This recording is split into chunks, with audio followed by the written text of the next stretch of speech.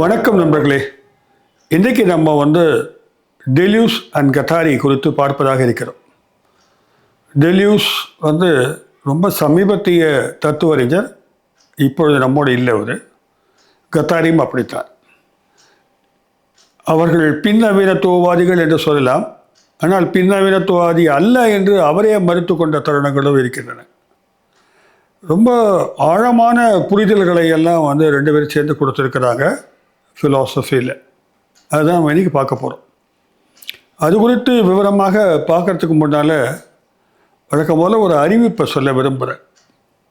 சென்னையில் பிப்ரவரி 7, 8 சனி ஞாயிறு ஆகிய 2 தினங்களில் மயிலாப்பூரில் இருக்கிற கவிக்கோ மன்றம் என்ற அரங்கில் நம்ம பின் நவீனத்துவம் குறித்து 2 நாள் பயிலரங்கு நடத்த போகிறோம். போஸ்ட் மாடர்னிசம்ன்றது பரபரப்பாக பேசப்பட்ட மேற்கத்திய தத்துவ பரப்பாகும். பின்னவீனத்துவவாதிகளில் குறிப்பிடத்தகுந்தவர் தான் டெரிடா, ஃபூகோ, லியோட்டார்ட், அப்புறம் நம்ம இன்றைக்கி பார்க்கக்கூடிய டெலியூஸ், கத்தாரி, இன்னும் பலர் அடங்குவார்கள். அதில் பத்ரிலாட் போன்றவர்கள்லாம்.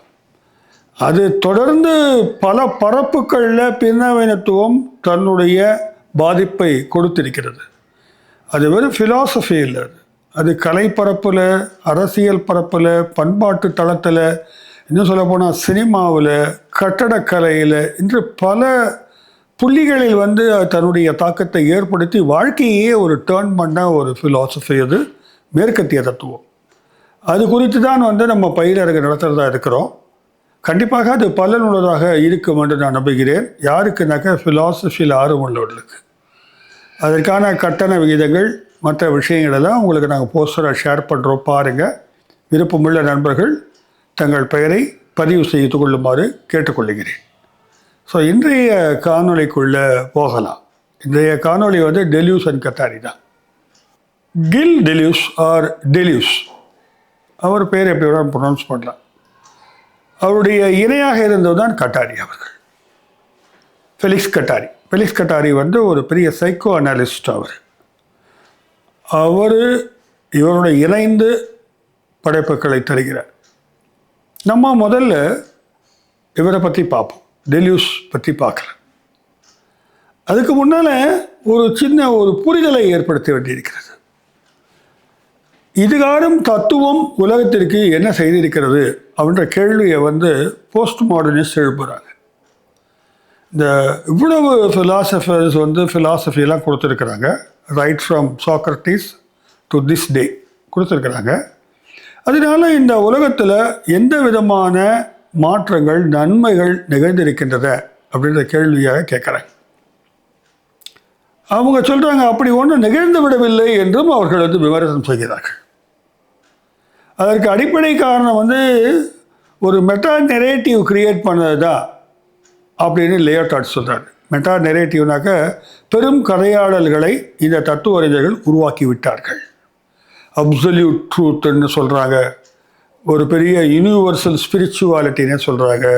இது ஒரு பிரம்மாண்டமான ஒற்றை பரிமாணம் கொண்ட உண்மை ஒன்று இருப்பதாகவும் அதை அறிந்து கொள்வது தான் தத்துவ அறிஞர்களுடைய வேலை, அல்லது அதை அறிய வைப்பது தான் அவர்களுடைய பணி என்றும் கருதி கொண்டிருக்கிறார்கள். அப்படி கருதி கொண்டதால் என்ன ஆகுதுனாக்க, மிகப்பெரிய கட்டமைப்புகளை, கருத்தியல் கட்டமைப்புகளை உருவாக்கி, ஐடியாலஜியை உருவாக்கி என்ன பண்ணுறாங்க, உலகத்தையே அதன் கீழ் கொண்டு வர பார்க்குறாங்க. எல்லா நிகழ்வுகளையும் அதிலேயே புரிந்து கொள்ள வைக்க முயற்சி பண்ணுறாங்க. அந்த வகையில் மார்க்சியமும் அதுக்கு உள்பட்டது தான். அதுக்கு ஒரு பெரிய டயலட்டிக்கல் மெட்டீரியலிசம், ஹிஸ்டாரிக் மெட்டீரியலிசம்லாம் கொடுக்குறாரு இல்லையா. பரவாயில்ல, அது உள்ளே ஃப்ரேமில் வந்துடுது. இப்போ கேட்குற கேள்வி என்னென்னா, இதெல்லாம் என்ன சாதிச்சது அப்படின்னு கேட்குறேன். அப்படி என்றால் எங்கே பிழை? இது சாதிக்கவில்லை என்று வைத்துக்கொள்ளுவோம்.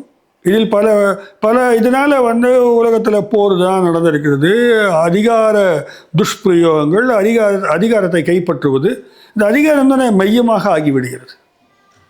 நம்ம ஒரு விஷயத்தை புரிஞ்சுக்கணும். மேற்கத்திய ஃபிலாசபியில் ஒரு அடிப்படையான ஒரு விஷயத்தை நான் கவனிக்கிறேன்.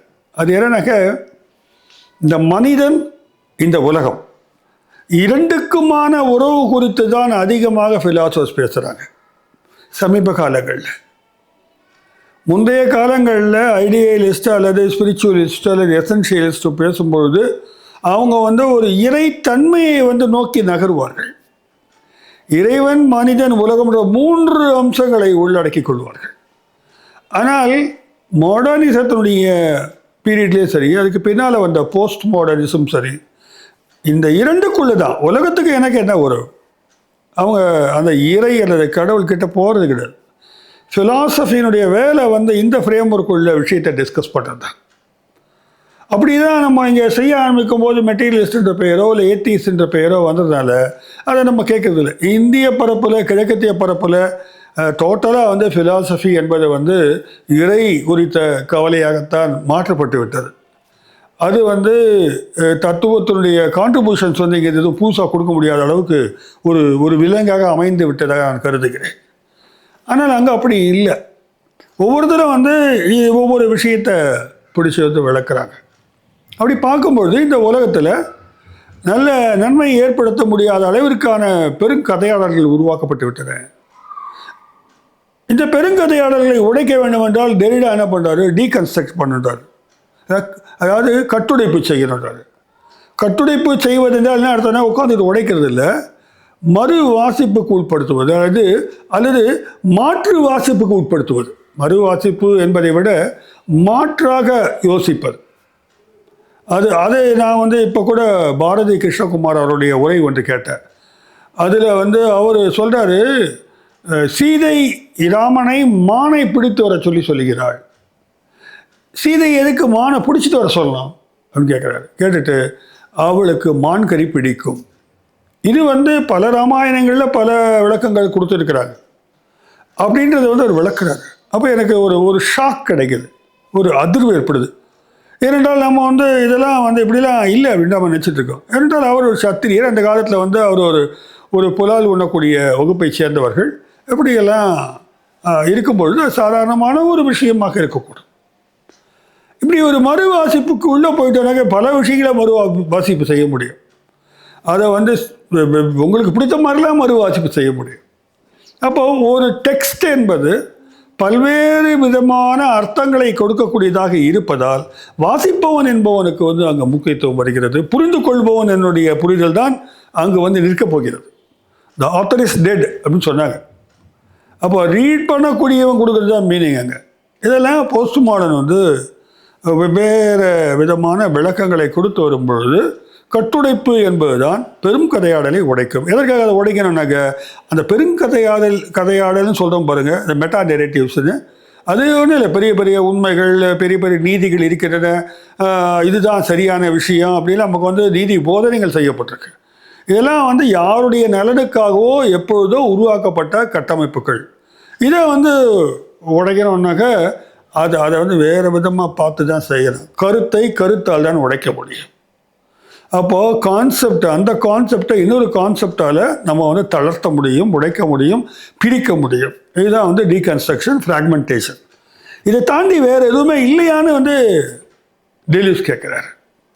டெரிடா சொன்னார் சரி, இல்லை அதுக்கு முன்னால் என்ன சொன்னாங்க சரி, அவர் லியோட்டார்ட் சொன்னார் சரி, இல்லை பாட் சொன்னார் சரி. So many post modern philosophers வந்து வெவ்வேறு விதமான புரிதல்களை கொடுத்துருக்குறாங்க. அப்போது இதுதான் உங்களுக்கு டூலாக, இதை தாண்டி வேறு எதுவும் இல்லையா அப்படின்ற கேள்வியை எழுப்பி கொண்டு தத்துவ களத்திற்குள் புகுந்தவர் தான் வந்து நம்ம சொல்லக்கூடிய டெலியூஸ் அவர்கள். ஒற்றை பேருண்மைகளை வந்து இவங்க நிராகரித்து விடுகிறார்கள். டெலியூஸும் அதை நிராகரிக்கிறார். அப்படிப்பட்ட உண்மையை உண்மையிலே கண்டுபிடிச்சிட்டீங்களான்னு கேட்குறார். கடுமையான விமர்சனங்களை வைக்கிறார். அதற்கு வந்து பிளேட்டோ காலத்திலிருந்து தொடங்கி கேண்ட் வரைக்கும் இருக்கிற எல்லா தத்துவ அறிஞர்களை பற்றியும் ஆழமாக வாசித்து பேசுகிறாருங்க. அவர் விமர்சனம் செய்வதற்கு ஹெகலை வந்து முதல்ல நம்புகிறாரு. அப்புறம் ஹெகல் மேலே அவருக்கு வந்து எந்தவித பிடிப்பும் இல்லை, நிராகரிக்கிறாரு. அதற்கு ஒரு உபகரணமாக வந்து கேண்டினுடைய தத்துவங்களை எடுத்துக்கிறார். இம்மானுவேல் கேண்ட் குறித்து நம்ம ஏற்கனவே வந்து பதிவேற்றம் செய்திருக்கிறோம் ஒரு காணொலியை, அதை பாருங்கள். அதனால் பல்வேறு தத்துவ அறிஞர்களை எல்லாம் கடுமையாக விமர்சனம் செய்கிறார். நன்றாக வாசித்த பின்னால் தான் செய்கிறார். அது ஒரு பெரிய டிஸ்கஷன் அங்கே நடக்குது. இவரை ரொம்ப இன்ஃப்ளூயன்ஸ் பண்ணுறவர் வந்து லீபினிட்ஸ் என்பவர். லீபினிட்ஸ் கொடுத்து நம்ம ஏற்கனவே பதிவேற்றம் பண்ணியிருக்கிறோம். லீபினிட்ஸ் தான் இவரை ரொம்ப வந்து அட்ராக்ட் பண்ணுறார். லைபினிட்ஸ்னு கூட சொல்லுவாங்க. இப்போ இதன் அடிப்படையில் ஒரு கேள்வியை அவர் வைக்கிறாரு. என்ன கேட்குறாருன்னா, ஃபிலாசபி என்பது வந்து நீங்கள் சொல்கிற மாதிரி பெரும் கதையாடல் அல்ல, அது வந்து அந்தந்த நிகழ்வுகளுக்கு ஏற்றாறு மாதிரி ரெஸ்பாண்ட் பண்ணக்கூடிய ஒரு விளக்கம் தான் அது.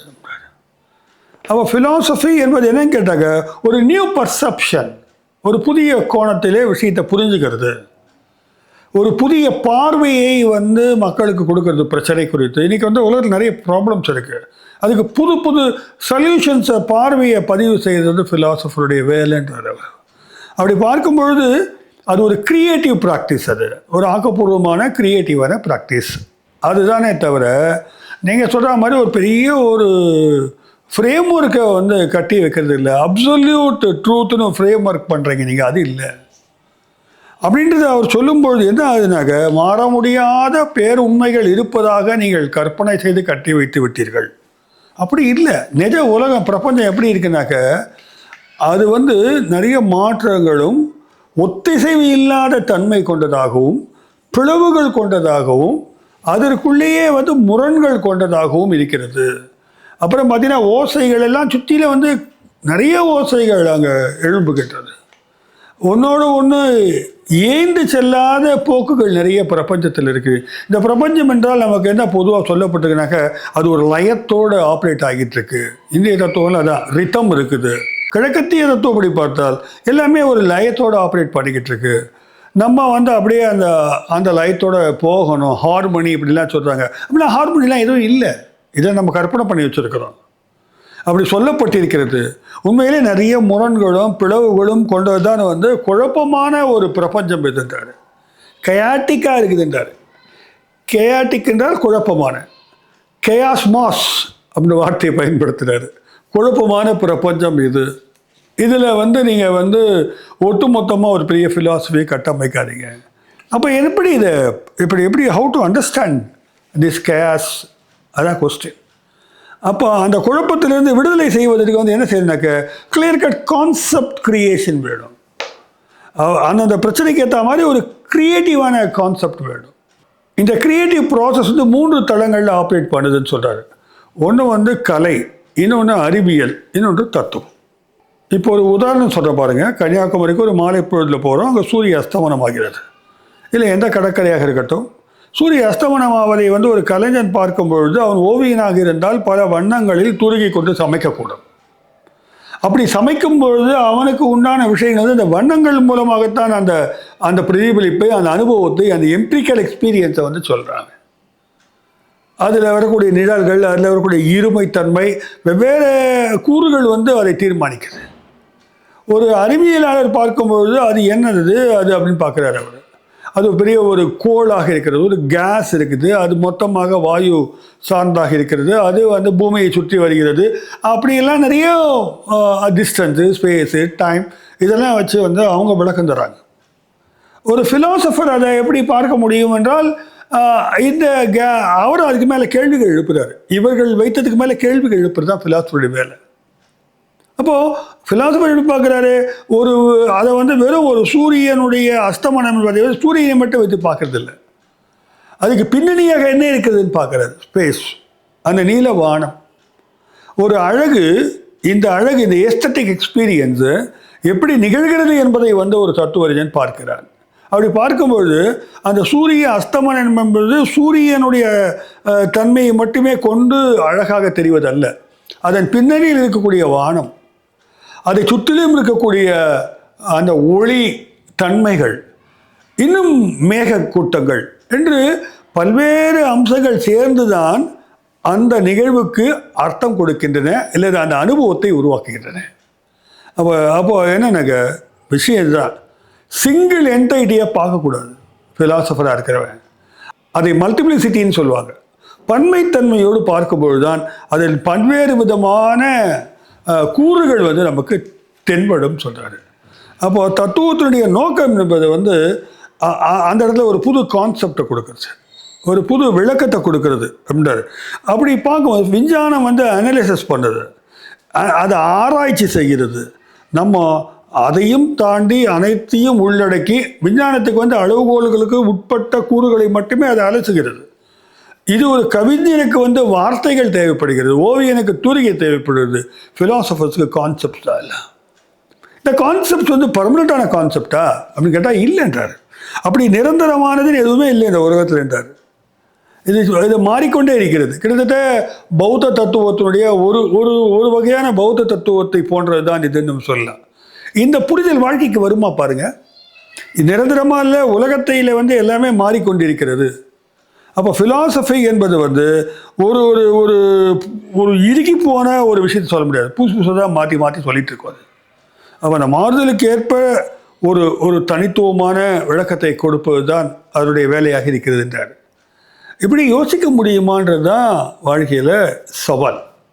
நம்ம எல்லாமே நமக்கு ஃப்ரேம் ஒர்க்காக கொடுத்துருக்குறாங்க, கரெக்டாக அது உள்ளே போனால் நிம்மதியாக போயிடும் நினைக்கிறான். அப்படி இல்லை, இது இது இல்லையே, இது மாறி போச்சு.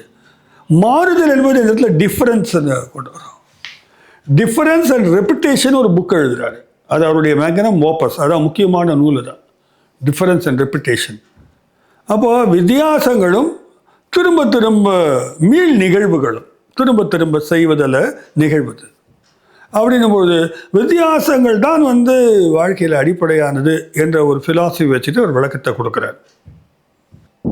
சற்று முன்பு கூறியது போல் டிஃபரன்ஸ் அண்ட் ரெப்புடேஷன் என்ற நூல் வந்து அவருடைய முதன்மையான நூல்னு சொல்ல. இந்த வேற்றுமைகள் பற்றி அவர் ஏன் பேசுகிறாருனாக்க, அடையாள அரசியல் என்பது மேற்கத்திய பரப்பில் ரொம்ப ஸ்ட்ராங்காக பேசப்பட்ட ஒரு காலம். அது ஒவ்வொருத்தரும் ஒரு அடையாளம், நான் இதுதான் அடையாளம். இன்றைக்கி தமிழகத்திலும் இந்தியாவிலும் கூட அடையாள அரசியல் வந்து பரவலாக்கி வைக்கிறத நம்ம பார்க்குறோம். இந்த டிஃபரன்ஸ் என்பது பற்றி அவர் விளக்கும் போது என்ன சொல்கிறாருன்னா, ஒவ்வொரு பொருளும், இப்போ நம்மளோட பொருள்னே எடுத்துக்கலாம், ஒவ்வொரு விஷயத்துக்குள்ளேயும் மாற்றம் இருக்குது. அது வந்து டிஃபரன்ஸ் இன் இட் செல்ஃப்ன்றார். மாற்றம் இல்லாதே இல்லை, வேற்றுமைகள் இல்லாதே இல்லை, மாற்றம் கூட விட்டுலாம், வேற்றுமைகள் இல்லாததே கிடையாது. உள்ளுக்குள்ளேயே நிறைய வேற்றுமைகளுக்கான காரணிகளும் கூட இணைந்திருக்கின்றன. அப்போ வேற்றுமைகள் என்பது வந்து எந்த போன்ற பொருளும் வந்து தனியாக இல்லை, எல்லா பொருளும் ஏதோ ஒரு வகையில் வந்து கனெக்ட் ஆகிருக்கு. இப்போ நான் இங்கே இருக்கிறேன்னா நான் தனியாக இருக்கிறது, I am connected with so many factors, அது நமக்கு நன்றாக தெரியும். அப்போது வேறுபாடு அப்படின்னு கேள்வி வந்து இந்த இடத்துல ரொம்ப முக்கியமானது. அப்போ வேறுபாடு எது வேறுபடுத்துகிறது என்னை உங்களிலிருந்து கேட்டாக்க, இந்த இந்த வேறுபாடு என்பது வந்து ஒரு பொருளுக்கும் மற்றொரு பொருளுக்கும் இருக்கின்ற இணைப்பில் உண்டாவது. அந்த ரிலேஷன்ஷிப்பில் தான் வந்து அந்த இடைவெளி ஒன்று இருக்குது. இந்த பொருளுக்கும் இந்த பொருளுக்குமான உறவுக்கு நடுவில் இருக்கிற இடைவெளி தான் வந்து உங்களை வேறுபடுத்தி காட்டுவது. வேறுபாடு என்பது வந்து ஒன்றும் இல்லை, அது சிம்பிளான விஷயம். இணைந்தாலும் ரெண்டு பேருக்குள்ளே இருக்கிற வித்தியாசம் தெரியும், கம்பேர் ஆகுது. ஆனால் ரெண்டும் இணைந்து தான் இருக்க முடியும் என்று அவர் கருதுகிறார். இதை வந்து என்ன சொல்கிறாரு, வெவ்வேறு விஷயங்கள் ஒன்றா சேர்ந்து தான் இந்த உலகத்தில் இயங்கிட்டு இருக்குன்னு சொல்கிறதுக்கு அசம்பிளேஜ் அப்படின்ற வார்த்தையை பயன்படுத்துவார். எல்லாம் அசம்பிள் ஆகுதுன்னு சொல்லுவாங்கள்ல, எல்லாம் அசம்பிள் ஆகுது, எல்லாம் அப்படி ஒன்றோட ஒன்று அசம்பிள் ஆகி தான் இருக்குது. ஆனால் அப்படியே கெட்டிப்பட்ட டைட்டான ஒரு மிஷின் மாதிரி அதை பார்க்க வேண்டாம், அது ஒரு அசம்பிளேஜாக இருக்குது. ஸோ ஒரு உயிரை வந்து மற்ற உயிர்லேருந்து பிரித்து பார்க்க முடியாது, கனெக்ட் ஆகிருக்கு. இதே கிட்டத்தட்ட பௌத்தத்தில் வரக்கூடிய டிபெண்ட் ஆரிஜினேஷன், பிரதித்திய சமுத்பாதம், அந்த அளவுக்கு நம்ம இந்த புரிதலை வச்சுக்கலாம். அப்போ உலகை புரிந்து கொள்ள வேண்டும் என்றால் ஃபிலாசபர்ஸ் வந்து இந்த எல்லா வேறுபாடுகளையும் புரிந்து கொள்ள வேண்டும், இந்த எல்லா சார்பு நிலையில் இருக்கக்கூடிய அந்த ஃபேக்டர்ஸையும் புரிஞ்சுக்கணும் அப்படின்னு அவர் சொல்கிறார். அப்போது இந்த வேறுபாடுகளை வந்து முன்னிறுத்துவதால் தான் பின்னவீனத்துவவாதி என்ற ஒரு அடையாளமானது இவருக்கு கொடுக்கப்படுகிறது. ஏனென்றால் பின்னவீனத்துவம் தான் வந்து செலிப்ரேட்டிங் த டிஃபரன்ஸ் பற்றி பேசுகிறாங்க.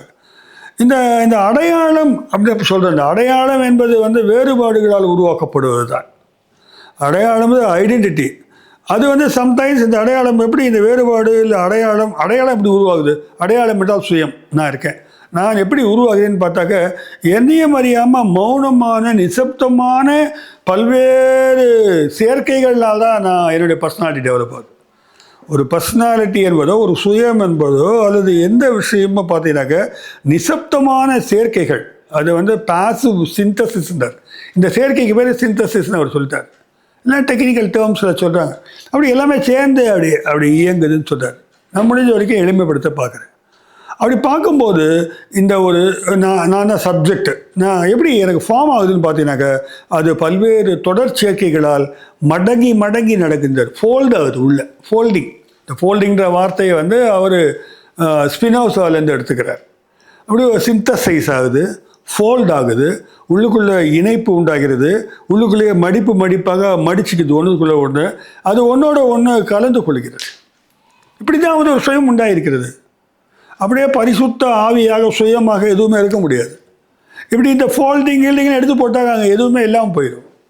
அப்படி பார்க்கும்பொழுது பாடி அப்படின்னு சொல்கிறோம். நம்ம பாடின்னா இவர் சொல்கிற வார்த்தை அர்த்தம் வந்து வெறும் உடம்பு இல்லை, அது ஒரு இந்த பாடி அந்த பாடி ஆர்கனைஸ்டு ஒரு ஸ்ட்ரக்சர்டு மேட்டரை நம்ம சொல்ல முடியும்.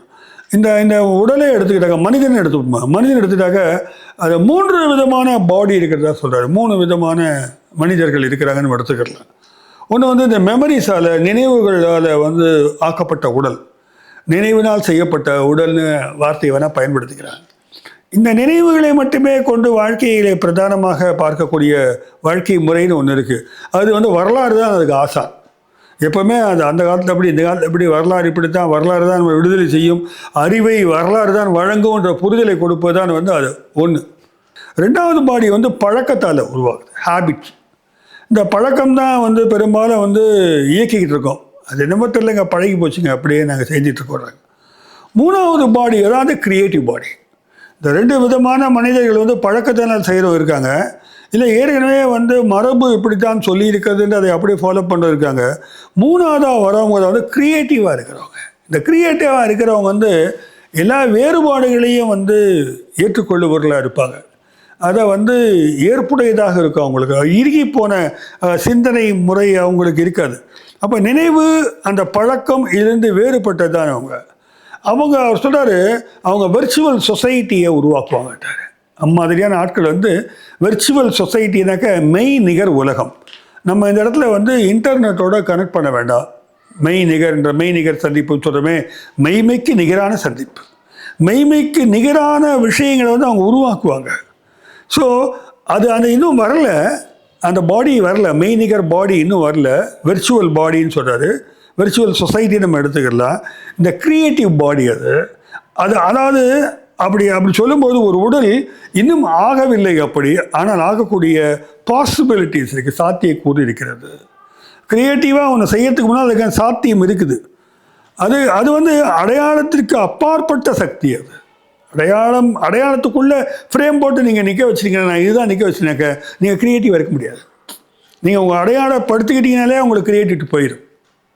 இது நான் ஒரு விஷயத்தில் இருந்தாக்க, நான் இப்படி தான் நடிக்க போகிறேன்னு நடிகர் முடிவு பண்ணிட்டாருனாக்க கடைசி வரைக்கும் அப்படியே நடிச்சுருந்தானாக்க அவருக்கு க்ரியேட்டிவிட்டி இருக்காது, அடையாளம் தான் இருக்கும். அந்த அடையாளத்தை வந்து சுமந்து கொள்பவர்கள் பல கோடி பேர் இருக்கக்கூடும், ஆனால் அவர் அப்படியே இருப்பார். அவர் அடையாளத்துக்கு அப்பாற்பட்ட ஒரு சக்தியாக ஆவது தான் க்ரியேட்டிவ். அது பிகமிங் அப்படின்னு சொல்கிறார்.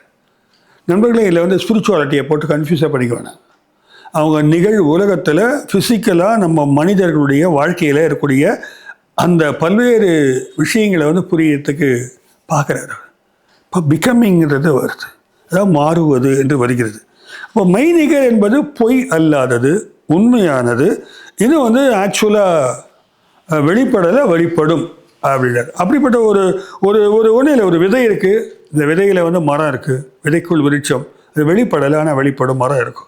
இப்படி ஒரு பொட்டன்ஷியாலிட்டி இருக்குது. இது அரிஸ்டாட்டில் ஏற்கனவே சொல்லிட்டார். ஆக்சுவாலிட்டி அண்ட் பொட்டன்ஷியாலிட்டின்றது ஒரு விஷயத்தை அவர் சொல்கிறார். இப்படியெல்லாம் விளக்கம் கொடுப்பது என்னவென்று பார்த்தால், நான் என்பவன் நிலையானவன் அல்ல, நான் என்பது நிலையான ஒன்று அல்ல, அது தொடர்ச்சியானது. அது ஒவ்வொரு மொமெண்ட்டும் மாறிக்கிட்டு இருக்கிற பிகமிங் அர்த்தம். நான் நிலையானதல்ல. அது மட்டுமல்ல, இது அடையாள அரசியலுக்கு எதிரானது. நான் மாறிக்கொண்டே இருக்கிறேன் என்றால் எந்த அடையாளத்திலையும் நான் வைக்க போகிறது இல்லைனா, அரசியல் ரீதியாக கூட நீங்கள் இதை புரிஞ்சுக்க ட்ரை பண்ணலாம். என்னை கட்டுப்படுத்தும், நீ இதுதான்னு சொல்லு, கட்டுப்படுத்துகிற சிந்தனையை வந்து நான் வந்து எதிர்க்கிறேன்னு அர்த்தம். வேறுபாட்டை அவருடைய ஃபிலாசபி படி இந்த இடத்துல என்ன வருதுன்னா, வேறுபாடுகள் இயல்பானவே அவற்றை அடக்காது, வேறுபாட்டை உற்பத்தி செய். இது பாருங்கள், இது ரொம்ப கஷ்டம். இது பாட்டுக்கு இஷ்டத்துக்கு வேறுபாடுகள் அங்கங்கே வந்து மாற்றி மாற்றி ஒருத்தர் சொல்லிட்டு இருக்கானாக்க அந்த ஒழுங்கு என்பது அங்கே கேள்விக்குள்ளாக்கப்படுகிறது. போஸ்ட் மாடர்னிஸ்டில் தான் ப்ராப்ளம், பிரேக்கிங் அந்த ஃப்ரேம் ஒர்க். அப்படி வரும்பொழுது உலகம் அடையாளங்களால் உருவாக்கப்படுவதில்லை, அது வந்து வித்தியாசங்களால் வேறுபாடுகளால் தான் உருவாக்கப்படுகிறது. நீங்கள் அடையாளத்தை உருவாக்க அது ஒன்றும் அதனால் எதுவும் நடக்காது. அப்போ டிஃபரன்ஸ் என்ற கான்செப்டுக்கு தான் வந்து அவர் முக்கியத்துவம் தராரு. அதனுடைய விளைவு என்னென்னா, ஃபிக்ஸடான அடையாளங்களை தகர்ப்பது என்பதாகும். அப்போ இந்த ரிப்பிட்டேஷன் சொல்கிறோம் இல்லையா, திருப்பி ஒரு விஷயம் நடக்குது. இந்த மீள் நிகழ்வு என்பது கூட அவன் என்ன சொல்கிறார், அது ஒரு க்ரியேட்டிவ் ப்ராசஸ் தான். அது ஒரே மாதிரியே ஒருத்தரால் இன்னொருத்த உருவாக்க முடியாதுன்றார். அது உள்ளுக்குள்ளேயே வந்து சில மாறுதல் இருக்கத்தான் செய்யும். அடிப்படையான ஒன்றாக இருக்கலாம், மாறுதல்கள் இல்லாமல் அதில் வித்தியாசங்கள் இல்லாமல் உருவாக்குறது ரொம்ப சிரமமான விஷயம் அப்படின்னு சொல்கிறார். அப்போ அடையாளம் என்பது ஒரு பிரதிநிதித்துவத்தை பற்றி பேசுகிறது. அப்போ இதை தான் எதிர்க்கணும்னு விரும்புகிறார். அதனால தான் எல்லாம் பேசுகிறார் அவர். மேற்கத்திய பரப்பில் வந்து அடையாள அரசியல் வந்து கெட்டிப்பட்டு போய் அதனுடைய பிரதிநிதிகளாக நிறைய பேர் பேசி கொண்டிருக்கும் பொழுது அது எம்மாதிரியான ஒரு அறக்கோட்பாட்டையும் அரசியல் தன்மையும் கொடுக்கும் என்ற கேள்வி எழுப்பி, அது எப்படி அடையாளத்தின் பார்ப்பட்டு அதிகாரத்தை தக்க வைத்து கொள்ள விரும்பும் அந்த அரசியல் நிகழ்வுகளை வந்து அவர் வந்து விமர்சனம் செய்ய விரும்புகிறார். அதெல்லாம் என்ன சொல்கிறாருனாக்கா, இந்த ஐடென்டிட்டி பாலிடிக்ஸில் வரக்கூடிய திங்கிங் எல்லாமே வந்து ஒரு ஐடியாலஜிக்கல் வயலன்ஸ் இருக்குது, ஒரு கருத்தியல் வன்முறை இருக்கிறதுன்னு ஃபீல் பண்ணுறாரு. ஒரு ஃப்ளோவாக போயிட்டுருக்கிற ஒரு மாற்றங்களை வந்து இயல்பாக காணுவதை விட்டுவிட்டு அதை வந்து இப்படித்தான், இதுதான் சரி, இப்படித்தான் நீ இருக்கிற, இப்படிதான் நான் அப்படின்னு ஒவ்வொருத்தருக்கும் ஒரு அடையாளம். நான் ஒரு மார்க்சிஸ்ட்டு, இல்லை நான் ஒரு லெஃப்டிஸ்ட்டு, நான் ஒரு ரைட்டிஸ்ட்டு, நான் ஒரு இந்து, இப்படிலாம் நம்மளை வந்து ஃப்ரேம் பண்ணிக்கிறது வந்து அவரை பொறுத்த வரைக்கும் அடையாளத்தை வைத்து உருவாக்குவது சிந்தனையில் ஏற்படுத்துகின்ற வன்முறை என்ற அளவில் தான் அதை அவர் பார்க்குறார். இவரை பொறுத்தவரை சிந்தனை என்பது கட்டுப்படுத்துவது கட்டுப்பாடு அல்ல, சாத்தியப்பாடுகளை திறப்பது. நிறைய ஓப்பனிங்ஸ் இருக்குது, அது உள்ளே போய்கிட்டே இருந்தே பிகமிங் நடந்துகிட்டே இருக்குது. அதனால் அது ஒரு விடுதலைக்கானது. நீங்கள் வந்து நீங்களே ஐடியாக்களை போட்டு சிறைப்படுத்தி உள்ளே வச்சுக்கிட்டீங்கன்னாக்க விடுதலைக்கானது. அது வந்து அரசியலாக இருக்கலாம், ஆன்மீகமாக இருக்கலாம், சமயம் சார்ந்த விஷயமாக இருக்கலாம், நம்ம அது உள்ளே உட்காந்துருவோம். ஆனால் வந்து என்ன சொல்கிறார், சிந்தனை என்பது கட்டுப்பாடு அல்ல, கட்டுப்படுத்துவது அல்ல, புதிய திறப்புகளை வந்து நமக்கு கொடுப்பதுன்னு சொல்கிறார். அப்போ இருப்பு என்பது வந்து நேற்று இருப்பதல்ல, இது மாறுவது. வேறுபாடு தான் இருப்பு. நேற்று அப்படி இருந்தார் எப்படி இருந்தாருன்னு கேட்க முடியாது. இந்த வேறுபாடை தான் வந்து இவர் கொண்டாடி கொண்டிருக்கிறார். அப்போ இது ஒரு ஆதிக்கம் செலுத்தும் சக்தியாக அல்ல, மாறாக ஒரு செயலாற்றும் திறனாக பார்க்கிறார் இந்த வேறுபாடு என்பதை. அது முன்னேற்றம் என்பதே வேறுபாடில் தான் இருக்குதுன்னு சொல்கிறாங்க. அப்போ அதுக்கு அடுத்து பார்த்தீங்கன்னாக்கா, இது நான் ரொம்ப சுருக்கமாக அந்த டிஃப்ரென்ஸ் அண்ட் ரெப்புடேஷன் புத்தகத்துடைய தன்மையை வந்து சொல்லியிருக்கிறேன். ஸோ அவருடைய கிரவுண்டிங் என்னென்னு பார்த்துட்டோம். வேற்றுமைகளை தான் நம்ம வந்து முன்னிறுத்த வேண்டும். இறுகி போன அடையாளங்களுக்கு பிடிச்சி தொங்கக்கூடாது, போய்கிட்டே இருக்கணும் அப்படின்றதான் அடிப்படையாக ஃபஸ்ட்டு வைக்கிறாரு. அதுக்கு முன்னால் இந்த தத்துவங்கள் எல்லாம் வந்து சரிப்பட்டு வரலன்றதையும் சொல்லிட்டார். அடுத்து லாஜிக் ஆஃப் சென்ஸ்னு புக் எழுதியிருக்காரு. அதை நம்ம சுருக்கமாக சொன்னால் 2 வரியில் சொன்னாக்கா, அது வந்து அர்த்தம் எவ்வாறு கட்டமைக்கப்படுகிறது, ஒரு ஸ்டேட்மெண்ட்டு, ஒரு சென்டென்ஸு, எப்படி ஒரு அர்த்தம் கொடுக்குற ஸ்டேட்மெண்ட்டை நம்ம உருவாக்குறோம். நம்ம கூட மொழியை பற்றி யோசித்து பார்த்தா நிறைய ரொம்ப என்ன சொல்கிறது, மண்டை வெடிக்கிற மாதிரியான குழப்பங்கள்லாம் உண்டாகும். இந்த மொழி எப்படி உண்டாச்சு, இந்த மொழிக்குள்ளே எப்படி வந்து கம்யூனிகேட் பண்ணிக்கிட்டு இருக்கோம், எப்படி லேர்ன் பண்ணுறாங்க அப்படின்லாம் பார்க்கும்போது அது ரொம்ப ஒரு பல்வேறு விளக்கங்களுக்கு சாத்தியப்பட உண்டாகும். இப்போ மொழியை பொறுத்த வரைக்கும் என்ன சொல்கிறாரு, மொழி வந்து ஒரு எல்லையோடு சிறைப்படுத்தி விடுகிறதுன்றார். நீங்கள் ஒரு அறிவை தேடி போகிறீங்க, இதுக்கான தீர்வு தேடி போகிறீங்க, இல்லை ஒரு விஷயத்துக்கான ஒரு கிளாரிட்டிக்காக தேடுறீங்க. கிளாரிட்டி என்றால் என்ன அர்த்தம்னாக்க, ஒரு தெளிவுக்காக பார்க்குறீங்கனாக்க, மொழிக்கு ஒரு எல்லை இருக்குதுன்னு நினைக்கிறாரு. மொழி வந்து ஒரு இடத்துல ஸ்டாப் ஆகிறதுக்கு வாய்ப்பு இருக்கிறார். அது அங்கே வந்து தடுமாறி போயிருந்தார். ஒரு மாதிரி திக்குமுக்காடுன்னுவாங்களே, அது அந்த மாதிரி ஆகிடும். அது மொழி தடுமாற்றம் ஆகிறது.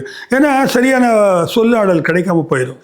நீங்கள் அந்த அனுபவத்தை, அந்த எக்ஸ்பீரியன்ஸ் அப்போது அங்கே மௌனம் தான் வந்து மொழியாக மாறுகிறது. மௌனம் ஒரு ஒரு ஃபார்ம் ஆஃப் கம்யூனிகேஷனாக வந்துடுது அந்த இடத்துல. மௌனத்தின் ஊடாக நம்ம வந்து அதை வந்து விளக்கிறதுக்கு வாய்ப்பு இருக்குது, இல்லை புரிந்து கொள்வதற்கான வாய்ப்பு இருக்குது அப்படின்னு சொல்கிறார். இதுதான் விட்கென்ஸ்டைன் சொன்னார் இல்லைங்களா, where ever one cannot speak thereof one must be in silence. எங்கெல்லாம் பேச முடியலையோ அங்கெல்லாம் அமைதியாக இருப்பது நல்லதுன்றார், மௌனமாக இருந்தார்.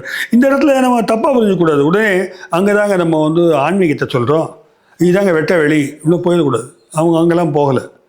அவங்க வந்து இந்த நிலப்பரப்பில் இந்த இரத்தமும் சதையும் கொண்ட மனிதர்களுடைய அனுபவ வழிகளுக்குள்ளாகத்தான் அனைவருக்குமான புரிதலை உண்டாக்கின்ற ஒரு தத்துவ முனைப்பைத்தான் அவங்க செய்கிறாங்க. ஜம்ப் ஆயிடல அவங்க. ஆக இவர் சொல்லக்கூடிய இந்த மௌனம் என்பது வந்து விளக்க முடியாத அனுபவ நிலையாக இருந்தாலும் அது வந்து ஒரு கம்யூனிகேஷன் பண்ணக்கூடிய விஷயம், பட் நாட் மிஸ்டிக்கல். இப்படியாக நிறைய அதில் விளக்கியிருக்கிறாருங்க. நம்ம இது வரைக்கும் டெல்யூஸ் பற்றி தான் பார்த்துட்டு இருந்தோம். டெல்யூஸ் வந்து பாரிஸில் பேராசிரியராக பணிபுரிந்தார். பாரிஸை விட்டு வெளியூருக்கு எங்கேயும் போகலை. அவர் 1975 அமெரிக்கா போயிட்டு வந்தார் அகாடமிக் பர்பஸ்க்காக. அவர் வந்து ஒரு முறை திருமணம் செய்து கொண்டார். அவங்களுடைய கிட்டத்தட்ட 25 ஆண்டுகள் வாழ்ந்திருக்கிறார். 2 குழந்தைகள் அவருக்கு. நிறைய நூல்களை வந்து ஒப்பது எழுதி வந்திருக்கிறார். டெல்யூஸுடைய இன்னொரு டேர்னிங் பாயிண்ட் என்னென்னு பார்க்கணுன்னா, அவர் வந்து ஃபெலிக்ஸ் கட்டாரி என்பவரை சந்திக்கிறார். ஃபெலிக்ஸ் கட்டாரி வந்து 1930 பிறந்தவர். 1968 வந்து இந்த ஃப்ரெஞ்சில் மாணவர் புரட்சி, தொழிலாளர் புரட்சி நடந்ததாக நாம் அறிவோம். அந்த சமயத்தில் வந்து இவரோடு அவர் கை குலுக்குகிறார். அப்போ வந்து சார்ட்டர்லாம் இருக்கிறாங்க, எல்லாருமே போராட்டத்தில் கலந்துக்கிறாங்க. அது மிக முக்கியமான ஒரு மிகப்பெரிய போராட்டமாக கருதப்பட்ட போராட்டம், ஆனால் தோல்வியில் முடிந்தது. கம்யூனிஸ்ட் கட்சி ரொம்ப ஸ்ட்ராங்காக இருக்கிற ஒரு பீரியட் அது. ஆனால் தன்னெழுச்சியான பல்வேறு போராட்டங்கள் சுற்றிலும் நடக்குது பிரான்ஸில். அதை எப்படி கண்ட்ரோல் பண்ண முடியும்னு எதிர் கட்சியாக இருந்த கம்யூனிஸ்டுகளை கூட தெரியல. பிறகு என்ன பண்ணுறாங்க, அந்த தோல்வி அடைந்தவுடனே பாராளுமன்ற ஜனநாயகம் மூலமாகவே நம்ம வந்து போயிடுவோம் அப்படின்னு முடிவு பண்ணி வந்து பாராளுமன்ற ஜனநாயகத்துக்கான தேர்தலை வந்து அவங்க அனௌன்ஸ் பண்ணுறாங்க. இது வந்து ஒரு பெரிய தோல்வியாக, தொழிலாளர்களுக்கு மாணவர்களுக்கான தோல்வியாக அறிவுஜீவிகள் கருதுகிறார்கள். குறிப்பாக கட்டாரியும் அந்த மாதிரி இவரும் டெரிடாவும் அதே போல் டெல்யூஸும் கருதுகிறார்கள்.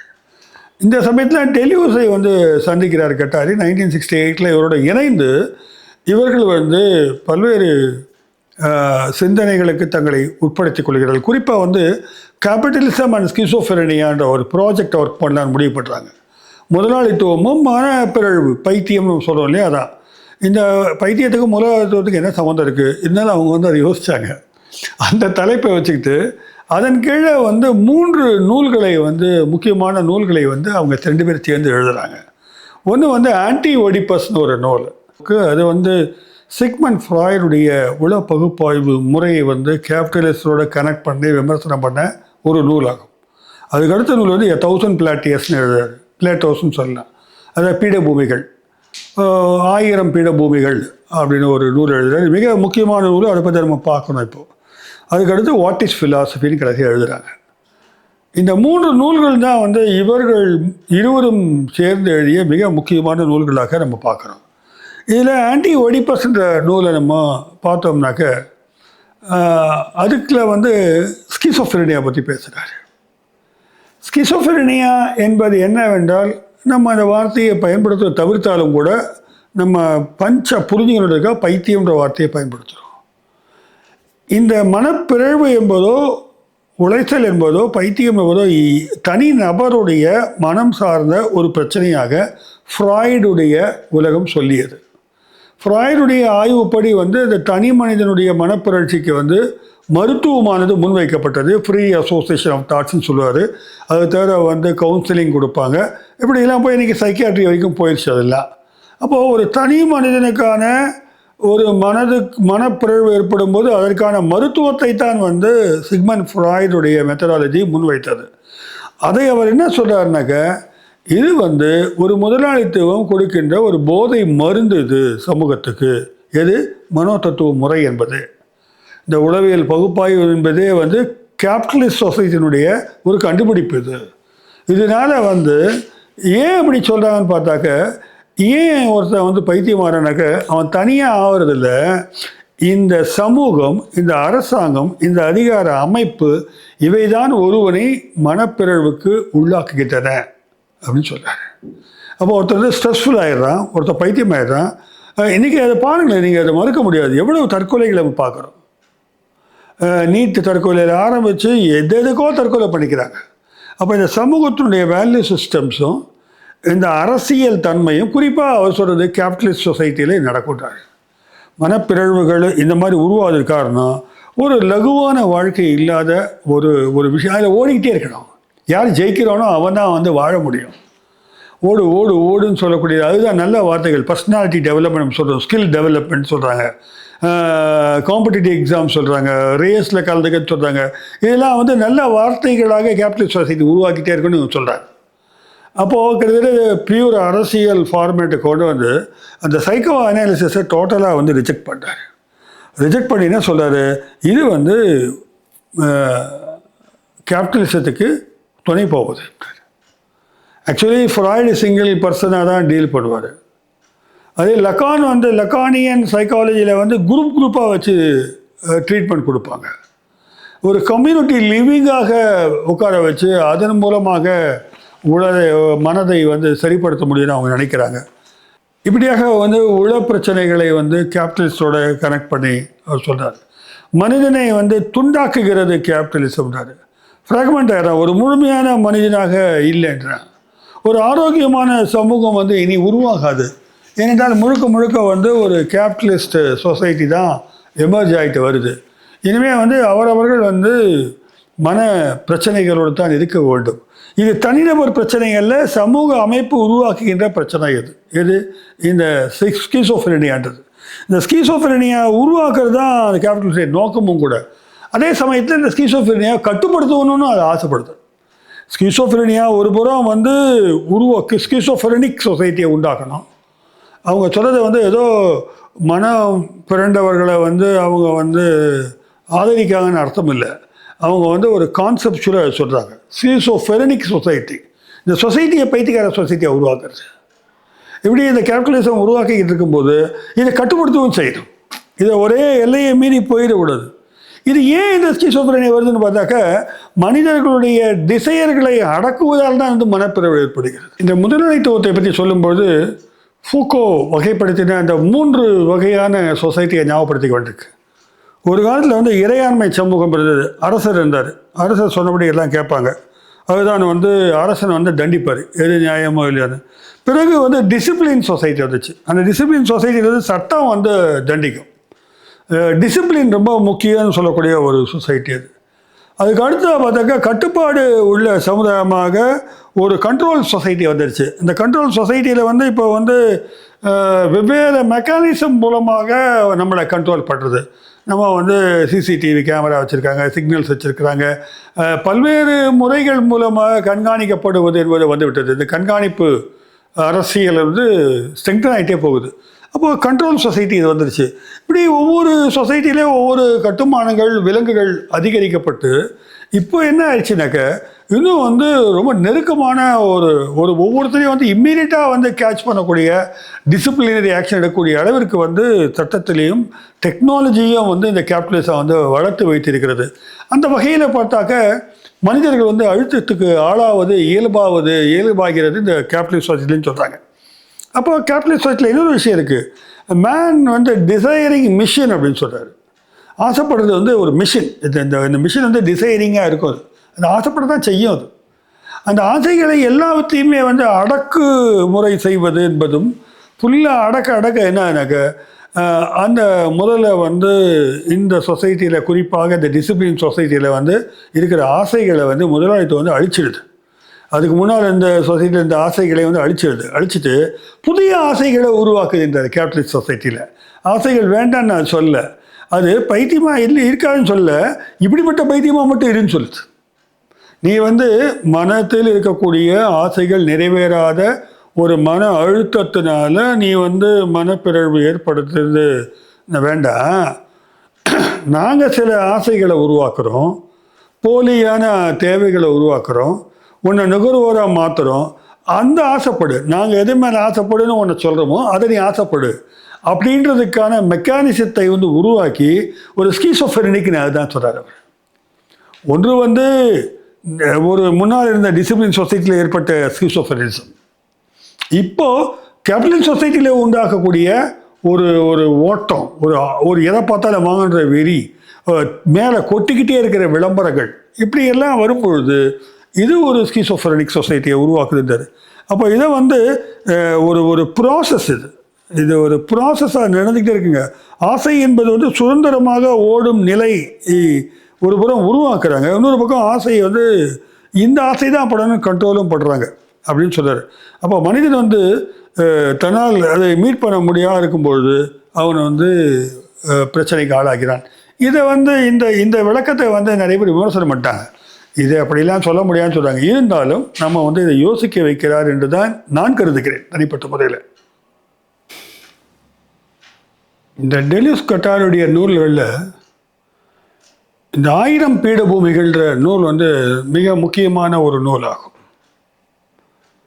அதுதான் வந்து அவங்க முக்கியமாக ஒரு அரசியல் புரிதலை வந்து முன் வைக்கிறாங்க.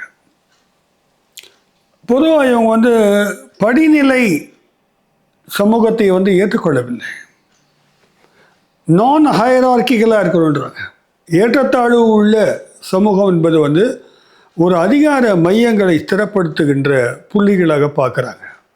ஃபூக்கோ ரொம்ப ஏராளமாக பேசியிருக்காரு அதிகாரத்தை பற்றி. கல்விக்கூடங்கள் கூட சிறைச்சாலை போல தான் கட்டப்பட்டிருக்கின்றன என்பது அவர் கருத்து. போஸ்ட் மாடர்ன் திங்கிங் படி வந்து இந்த செவ்வக பெட்டியாக கட்டப்பட்ட உயரமான கோபுரங்கள், வீடுகள் எல்லாம் வந்து எல்லாமே வந்து ஆஃபீஸ்லாம் வந்து சிறைச்சாலை மாடலில் தான். எல்லாரையும் கண்காணிச்சுக்கிட்டே இருக்கணும். அரசு என்ற அதிகார மையமானது எல்லாரையும் கண்காணித்து கொண்டே இருக்கும்போது அதில் யார் போய் அமைச்சராக உட்கார்ந்தாலும் சரி, இந்த அரசு என்ற அமைப்பை வந்து எப்படி உடைக்கிறதுன்றது தான் கொஸ்டினாக இருக்குது. அதனுடைய நலன் வந்து முதலாளித்துவ நலனுக்காகவே இருப்பதாக இவர்கள் கருதுகிறார்கள். ஏன்னா நிகழ்வுகள் அப்படி இருக்குது. ஏற்கனவே நிறுவப்பட்ட உளப்பகுப்பாய்வு முறைகள் எல்லாம் கேபிட்டலிசத்துக்கு துணை போவதாக இருப்பதாக கருதுகிறார்கள். ஸோ இதன் அடிப்படையில் வந்து இவங்க எழுதின இந்த ஒரு புக்கில் வந்து ரைசோமேட்டிக் திங்கிங், ரைசோம் அப்படின்னு ஒரு கான்செப்டை சொல்கிறாங்க. இந்த ரைசோம்னாக்க எப்படி சொல்கிறது, சல்லி வேர்கள்னு சொல்லலாம். பொதுவாக மரம், வேர்த்தண்டுன்ற வார்த்தையை வந்து மொழிபெயர்ப்பில் பயன்படுத்தியிருக்கிறாங்க. வேர்த்தண்டு என்ற வார்த்தை என்பதை விட ஒரு ஆணி வேராக அல்லாமல் சல்லி வேராக அல்லது ஹரிசாண்டலாக பரவக்கூடிய வேர்களைத்தான் குறிக்கிறது. இது ஒரு பயாலஜியில் பயன்படுத்தக்கூடிய சொல் வந்து ரைசோம்ன்ற சொல். வேர்கள் வந்து அப்படியே ஸ்ட்ரைட்டாக கீழே போகும், இல்லை பரவலாக மேலே போகும். இந்த பரவலாக செல்லக்கூடிய வேர் முறையை வந்து ரைசோம் அப்படின்னு எடுத்துக்கிட்டு அதை வந்து இவங்க ஃபிலாசபியில் வந்து அப்ளை பண்ணுறாங்க. எப்படி ஒரு புது திங்கிங் வருது பாருங்கள். அது வந்து ரைசோமேட்டிக் திங்கிங்னு பேர் அதுக்கு. பொதுவாக எப்படி இருக்குனாக்கா, ஏற்கனவே நிறுவப்பட்ட ஒரே ஸ்ட்ரக்சர்டு ஃபார்மில் போகிறது வந்து மரம். அந்த மரம் மாதிரி நீ இருக்கக்கூடாதுன்ற நம்ம வந்து ஏதோ மரம், கிளையினுடைய இலைகள் அப்படி ஒரு ஸ்ட்ரக்சர்டாக வந்து சமூகத்தில் அமைப்புகளை வந்து உருவாக்கி வச்சுருக்கிறோம். ஸோ இப்படி ஒரு நெடு மரம் போன்ற அமைப்பை விட வேர்கள் ஆங்காங்கே வந்து பரவி கொண்டிருக்கின்ற முறை தான் வந்து ஜனநாயக பூர்வமானது, ஏற்றத்தாழ்வு இல்லாத சமூகத்துக்கு வழிகாட்டக்கூடிய ஒரு அமைப்பு என்று இவர்கள் வந்து உறுதியிட்டு சொல்கிறாங்க. இதை இந்த ரைசோம்ன்ற சொல்ல வந்து நம்ம வந்து இந்த ஓநாய் கூட்டங்களுக்கு சொல்லலாம், எலி வலைகளுக்கு வந்து அப்படி அந்த எலி வலைகளுக்கு கூட அந்த மேஸ் அது உள்ளே போனால் அங்கே எங்கே போயிட்டே இருக்குது, எப்படி போகும்னு தெரியாது. இதை வந்து நீங்கள் வந்து வரைபடம் மாதிரி போட்டு வந்து விளக்க முடியாது. போன ஏற்பாடு வேணால் மேப் பண்ணலான்னு சொல்கிறாங்க. ஸோ இதுக்குள்ளே ஒரு க்ரியேட்டிவிட்டி இருக்குன்றாங்க. அதாவது டிஃப்ரென்சஸ் எக்கச்சக்கமாக இருக்கிற ஒரு அமைப்பு சிந்தனை முறையை வந்து ரைசோமேட்டிக் திங்கிங்னு சொல்கிறாங்க. ஏன்னா மக்கள் வந்து பிரச்சனைகளை வந்து ஒரே நேர்கோட்டில் போய் வந்து தீர்க்கணுன்றதெல்லாம் சாத்தியப்பாடு இல்லை. பல்வேறு வகையில் வந்து மக்கள் வந்து யோசித்து பார்த்து தங்களுக்கான தீர்வுகளை வந்து பார்க்கக்கூடிய என்ன சொல்கிறது வாய்ப்புகள் இருக்குது. இந்த பாசிபிலிட்டிஸ் அப்படின்னு சொல்கிறாங்க. தௌசண்ட்ஸ் ஆஃப் பாசிபிலிட்டிஸ், 1000 பிளேட்டோஸ்ன்றது அதுதான் அங்கே அர்த்தம். அதுதான் இப்போ ரைசோன்றது பொதுவாக வந்து எப்படி இருக்குன்னு பார்த்தீங்கன்னாக்க, it has got the capacity to make connection, இணைப்புகளை உருவாக்கும் திறன் கொண்டதாக இருக்கிறது, விரிவடையும் தன்மையாக இருக்கிறது, பன்முகத்தன்மையாக இருக்கிறது, ஹெட்ரோஜினியஸாக இருக்குது. எதுன்னு கேட்டாக்க இந்த பண்பு, இந்த ரைசோமேட்டிக் பண்பு, ரைசோமேட்டிக்ன்ற குணம், அப்படி ஒரு வாழ்க்கையை நம்ம வாழ்ந்தோம்னாக்க அது இப்படித்தான் இருக்கும். ஒரு ஒரு இறுகி போன விஷயமா இருக்காது. இந்த கௌரவ படத்தில் சிவாஜி வருவார், அப்படியே ஸ்டிஃபாக இருப்பார், அதுக்காக அவர் இறந்தும் போவார். அப்படி இல்லாத ஒரு ஃப்ளெக்சிபிலிட்டி கொண்ட ஒரு மனோபாவம் கொண்ட சமூகத்தை தான் இவங்க ப்ரிஸ்கிரைப் பண்ணுறாங்க. ரைசோமேட்டிக் திங்கிங்னு அதுதான் சொல்கிறாங்க. இதில் வந்து ரெண்டு விஷயம் பார்க்குறோம். ஒன்று வந்து ஏற்றத்தாழ்வு இல்லாதது, இன்னும் வந்து பன்மைத்துவத்தை வந்து போற்றுவது என்பது. பன்மைத்துவம் என்று சொன்னால் என்ன அர்த்தம்னாக்க, ஜாதி மத பேதம் இல்லாமல் இருக்கிறது, ஏழை பணக்காரன்ற ஏற்றத்தாழ்வு இல்லாமல் இருக்கிறது. இதிலிருந்து தான் அந்த எல்ஜிபிடிக்யூலாம் வந்து ரொம்ப சப்போர்ட் பண்ணுறாங்க. இது லெஸ்பியனாக இருக்கட்டும், அது ஓரின சேர்க்கையாளர்களாக இருக்கட்டும், அல்லது வெவ்வேறு ஜெண்டர்ஸ் இன்றைக்கி சொல்கிறாங்க. அத்தனை பேருடைய உரிமைகளுக்காகவும் இந்த தத்துவத்தின் பின்பட்டு தான் வந்து பேச முடிகிறது. இப்போ ஒரு உருளைக்கிழங்கு இருக்குன்னாக்கா என்ன சொல்கிறேன், அது வந்து வெவ்வேறு வடிவங்களில் உருவாக்கிக்கும் உருளைக்கிழங்கு. அந்த மாதிரி தான் வெவ்வேறு வடிவங்களை இது இருக்கும். ஒரு செடி இருக்குன்னாக்கா மண்ணில் வந்து அது பாட்டு பரவி போய்கிட்டே இருக்கும், எங்கெல்லாம் சத்து இருக்குதோ அங்கெல்லாம் போகும். ஒரு தண்டை வெட்டிட்டோம்னாக்கா இன்னொரு இடத்துல முளைக்கும். நம்ம பார்த்துருக்குறோம், இந்த வாழைத்தண்டெல்லாம் அப்படி தான் முளைச்சி வருது. ஸோ இது வந்து ஒரு வேறு தண்டாக இதை பார்க்குறாங்க. இது வந்து இதனுடைய ட்ரஜெக்ஷன், இது வந்து மேப்பபிள், இது அதை வரைபடமாக ஆக்க முடியும். ஆர்ப்ரசன்ட் என்ற வார்த்தையை பயன்படுத்துகிறாங்க. ஆர்ப்ரசனாக ஒரு நிலையான மரம். இந்த ஆர்ப்ரசன்டான மரமாக இருக்கக்கூடாதுமா அப்படின்றது தான் இவங்களுடைய சித்தாந்தமாக இருக்குது. இது நம்ம சொல்லக்கூடிய ரைசோமேட்டிக் மாதிரி போனால் என்னன்னாக்க, இது உள்ளுக்குள்ளே வந்து நிறைய ஸ்பேஸ் இருக்கும். எதுக்குன்னா உரையாடலுக்கான ஸ்பேஸ் இருக்கும், ஒரு ஃப்ளெக்சிபிலிட்டி இருக்கும். ஒரு பல்வேறு இனக்குழுக்களுக்குள்ளே வந்து அந்த இனக்குழுன்றதே ஒரு அடையாள விஷயந்தான். அந்த அடையாளங்கள்லாம் ட்ராப் ஆகும்போது ஒன்றோட ஒன்று இது வந்து நகர்ந்து இணையும் பொழுது அது அது எப்படி போகுதுன்னே சொல்ல முடியாது சமுதாயம். இதுக்கு ஒரு எக்ஸாம்பிளாக வந்து இன்றைக்கி கூடிய இன்டர்நெட்டு, இந்த இணையம் சார்ந்த விஷயங்கள் நம்ம சொல்லலாம். ஒரு விஷயத்துக்குள்ளே போனால் இன்னொரு விஷயத்துக்குள்ளே போகிறோம், இன்னொரு விஷயத்துக்குள்ளே போகிறோம். அப்படி போயிட்டே இருக்குது. அது ஒரு சிஸ்டமேட்டிக்காக ஒரு ஒழுங்குமுறை செய்யப்பட்ட தேடலாக அல்லாமல், ஒரு தேடல் என்பது வெவ்வேறு தேடல்களுக்கு நம்மளை அழைத்து செல்கின்ற ஒரு விஷயத்தை தான் நம்ம வந்து பார்க்குறோம். அதில் அப்புறம் ரைசோமேட்டிக் திங்கிங்கிறத வந்து அவங்க வந்து அந்த ஒரு டெமோக்ரஸிக்கான ஒரு டெமோக்ராட்டிக் ஜனநாயக பண்புள்ள சிந்தனை முறையாக அவங்க முன் வைக்கிறாங்க நான் கருதுகிறேன். ஆக இந்த வேறு அமைப்பை கொண்டு வந்து இவங்க வந்து இதில் வந்து கொண்டு வராங்க. நமக்கு மனிதன் எடுத்துக்கிட்டாக்க இன்டலெக்சுவலாக நிறைய வேலை நடக்குது, எமோஷ்னலாக நிறைய உணர்வுகள் கிண்டி நடந்து கொண்டிருக்கிறது. இது எல்லாத்தையும் வந்து சைக்கோ அனலைசிஸ், சிக்மண்ட் ஃப்ராய்ட் சொன்னாங்க, ஒரே புள்ளியில் கொண்டு நிறுத்தி அதை அனலைஸ் பண்ணி பார்க்குறது. ஃப்ராய்டை பொறுத்த வரைக்கும் அப்பா, அம்மா, பையன், இந்த 3 பேருக்குடைய உறவுக்குள்ளே தான் ஏதோ மனச்சிக்கல் இருக்கிறதா சொல்கிறார். ஒடிபஸ் காம்ப்ளெக்ஸ் அப்படி தான். பெண் எப்படி அப்பா மீதான ஒரு ஈர்ப்பு கொண்ட எலக்ட்ரா காம்ப்ளெக்ஸ் கொண்டதாக இருக்கிறது, அதே போல் பையன் வந்து அம்மா மீது எப்படி ஒடிபஸ் காம்ப்ளெக்ஸ்ன்ற ஒரு அட்ராக்ஷனோடு இருக்கிறான் அப்படின்ற அளவில் மட்டுமே அவர் வந்து எல்லா பிரச்சனையும் வந்து ஒடிபஸ் என்பதை வந்து அப்படி கொண்டு போகிறார். அவர் அந்த காம்ப்ளெக்ஸை வச்சுக்கிட்டே உலகத்தை விளக்க முடியும்னு நினச்சார், உலக பிரச்சனைகளையெல்லாம் தீர்த்த முடியும்னு நினச்சார். அது வந்து ஒற்றைத்தன்மை கொண்ட ஒரு அணுகுமுறை, அது சரியல்ல அப்படின்றதுக்காக தான் இவ்வளவும் அவங்க சொல்கிறாங்க. ரைசோமேட்டிக்கில் வந்து அப்படி கிடையாது, அதுக்கு வந்து பன்மை இருக்கிறது. அதனால் இவங்க வந்து இந்த சைக்கோ அனலிசிஸ் ஸ்ட்ராங்காக அப்போஸ் பண்ணுறாங்க. பல்வேறு ஆசைகள் இருக்கும், பல்வேறு பிரச்சனைகள் இருக்கும், பல்வேறு திறப்புகள் இருக்கின்றன, நிறைய ஓப்பனிங்ஸ் இருக்குது. அப்படி எல்லாம் வந்து இவங்க பேசுகிறாங்க. வகை வகையான ஆற்றல்கள் வந்து ஒரே புள்ளியில் சுருக்குவது என்பது சாத்தியமானதில்லை. ஆனால் இன்றைக்கி சமுதாயம் அப்படி தான் பண்ணுது. இன்றைக்கி வந்து கல்வி எடுத்துக்கங்க, ஒரே புள்ளி தான். எல்லோரும் வந்து டாக்டர் ஆகணும், இன்ஜினியர் ஆகணும். எதுக்கு ஆகணும்னாக்கா அதுக்குரிய கேபிட்டலிஸ்ட் ஃபார்மேஷன்ஸ் ஏற்கனவே இருக்குது, அதுக்காக ஆகணும். இந்த ரைசோமேட்டிக்னா அதை டெக்னிக்கல் டேர்ம் மாதிரி யோசிக்க வேண்டாம். அவர் சொல்கிறது வந்து பன்மைத்துவம் கொண்ட ஒரு தொடர்பு, ஒன்றோட ஒன்று உறவு கொள்ளுதல். இது சாத்தியப்பாடு இல்லாத ஒரு சமூகமாக ஆகியிருப்பது தான் இங்கே பிரச்சனை. ஒரு மாதிரி மெஜாரிட்டேரியனிசம் ஒற்றை பரிமாணத்தோடு வரும்பொழுது அது வந்து ஆதிக்க சக்தியாக வந்து மாறிவிடுகிறது. ஆனால் ரைசோமுக்கு வந்து தொடக்கமும் கிடையாது, முடிவும் கிடையாது, அடையாளமும் கிடையாது. அது அப்படியே பரவி போய்கிட்டே இருக்குது, ஓடுகின்ற நதி போல் அது போய்கிட்டே இருக்குது. பல பாசிபிலிட்டிஸ், பல திறப்புகளுக்கான சாத்தியப்பாடுகள் வந்து இம்மாதிரியான வாழ்க்கை முறையில் இருக்கிறது. இது மனித உறவுகளை சொல்லுகிறார், சிந்தனைகளை சொல்லுகிறார், செயல்பாடுகளை சொல்லுகிறார், ஒட்டுமொத்த இந்த வாழ்வியிலே ஒரு ரைசோமேட்டிக் பேட்டர்னில் இருந்தாக்கா நல்லா இருக்குன்றாங்க. அப்படிலாம் நம்ம இருக்க முடியாது. இறுகி போவது தான் நமக்கு பிடித்ததாக இருக்கிறது என்பது வாழ்க்கை சொல்லித்தரும் பாடமாக இருக்குது. நிறைய நிறைய விஷயங்களில் நம்ம புரிஞ்சுக்கிற முடியுது. ஒரு நேர்கோடான அணுகுமுறையை மறுதளிக்கிறார்கள். ஏற்றத்தாழ்வு கொண்ட சமூக அமைப்பை ரைசோமேட்டிக் மறுதளிக்கிறது. இப்போ அடக்குமுறை மேலிருந்து நமக்கு கீழே செலுத்தும் பொழுது அதற்கான எதிர்ப்பு என்பது எப்படி செய்ய முடியும்னா அது ரைசோமேட்டிக் பேட்டர்னில் தான் சாத்தியம்ன்றார். இன்றைக்கு இருக்கக்கூடிய பயங்கரமான நீங்கள் கேபிட்டலிசம் ஒரு ஒரு என்ன சொல்கிறது, ரொம்ப டெப்த்துக்கு போயிடுச்சு.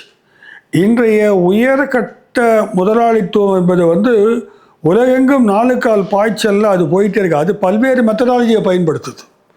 அது மூலதனத்தை பெருக்குவதற்காக என்னென்னமோ செய்யுது. அதே மாதிரி தான் அதனுடைய எதிர்ப்பை செய்பவர்களும் பல விதங்களில் செய்ய வேண்டியிருக்கிறது. இன்னும் மார்க்சிஸ்ட் பேட்டர்ன்லேயே வர்க்க புரட்சி பேசிக்கொண்டு இருக்க முடியாது என்று இவர்கள் அறுதிட்டு சொல்கிறாங்க. அப்போது அது எப்படி இருக்கணும்னாக்கா, இங்கே ஒரு போராட்டம் நடக்கும், லண்டனில் ஒரு போராட்டம் நடக்கும், சிலோனில் ஒரு போராட்டம் நடக்கும். அப்போது இப்படி ஒரு ரைசோமேட்டிக் எதிர்ப்பு என்பது பல்வேறு புள்ளிகளில் எழுந்திருக்கணும்னாக்கா அப்படி அது பரவலாக ஆகி கனெக்ட் ஆகிருக்கணும். அது ஒரு அடையாளத்தின் மீது நடக்கிற விஷயம் இல்லை. அது மல்டிப்பிளாக இருக்கும். அதாவது பன்மையாக இருக்கும். ஒவ்வொன்றுக்கும் ஒரு குணம் இருக்கும். அந்த குணத்தோடு இந்த குணம் கை குலுக்கும். சரி பரவாயில்ல, நீ அப்படியே இரு அப்படின்னு ஏற்றுக்கும். இந்த செலிப்ரேட்டிங் த டிஃபரன்ஸ்ன்னு சொல்லுவார் பாருங்க டெரிடா, அந்த மாதிரியான ஒரு விஷயம் அது. ரைசோமேட்டிக் எதிர்ப்பு என்பது ஒரு உயிரினமாக நாம் எங்கே இருந்தாலும் இணைப்பில் இருக்கிறோம். அதன் ஊடாக அநீதிக்கு எதிராக நம்ம குரல் எழுப்புறோன்றது தான் அர்த்தம். அது ரொம்ப டைட்டான ரிலேஷனில் ஒரு தளர்வு, சில நேரங்களில் இது தளர்வான ஒரு இணைப்பாகவும் இருக்கிறது அப்படின்னு சொல்கிறார். இப்படி ஒரு இணைப்போடு செய்யும்பொழுது தான் போராட்டங்கள் வெற்றி பெறும். இப்போ ஒரு சின்ன ஒரு குரூப் மட்டும் போராடி பிரயோஜனம் இல்லை. ஆங்காங்கே அதுக்கான தொடர்புகள் இருக்க வேண்டும் என்பதும், ஒரு இடத்துல அடித்தா எல்லா இடத்துலேருந்தும் அதுக்கான எதிர்ப்பு வருதுன்றது முக்கியமான விஷயம். இவங்களை பொறுத்த வரைக்கும் இந்த கேபிட்டலிஸ்ட் சொசைட்டின்றது அநீதியான சமுதாயமாக இருக்குது. எல்லா உரிமைகளையும் மனிதர்களுக்கு மறுக்கக்கூடிய சமூகமாக மாறிடுச்சு. மேலேருந்து கீழாக அழுத்தம் தரக்கூடிய அதிகார பரவல் தான் அதில் இருக்குதே தவிர அது மனிதர்கள் இயல்பாக தங்களை ஒரு வாழ்வதற்கான சூழலை கொடுக்காதுன்றாங்க. அப்போ எதிர்க்கும் பொழுது அதை நீங்கள் வர்க்க போராட்டம் மாதிரி நாங்களாம் பைனரியாக 2ஆக பிரித்து இருப்பவன் இல்லாதவன் என்ற இரட்டை நிலையிலிருந்து அதை எதிர்க்க முடியாதுன்னு நினைக்கிறாங்க. அப்போது இதை ஒரு பரவலான ஒரு அமைப்பாக, கூட்டமைப்பாக ஆங்காங்கே இணைந்து ஆங்காங்கே அதற்குரிய எதிர்ப்புகளை செலுத்த வேண்டியதை தேவைன்றார்.